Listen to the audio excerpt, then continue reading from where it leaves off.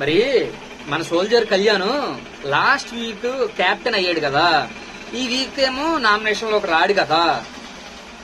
ఇది ప్లస్ గా మారొచ్చా లేదంటే మైనస్ గా మారొచ్చా? అంటే తనూజ ఏమో లాస్ట్ లో నామినేషన్ లోకి వచ్చేస్తుంది, ఈ రోజు వచ్చేసినట్టే.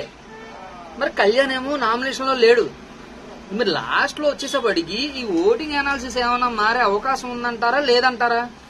ఒకసారి మన కామెంట్ బాక్స్ లో కామెంట్ చేయండి. ఏమనంటే కళ్యాణ్ విన్నర్ అవుతాడా లేదంటే కనుక తనూజ విన్నర్ అవుద్దా అని చెప్పి. ఎందుకంటే ఎక్స్పెక్టెడ్ ఇమాన్యుల్ అయితే కనుక విన్నర్ అవ్వడు కాబట్టి, రన్నర్ అప్పర్ లోనే సెకండ్ పొజిషన్ కానీ థర్డ్ పొజిషన్ లోనే ఉంటాడు కాబట్టి ఈ క్వశ్చన్ అనమాట.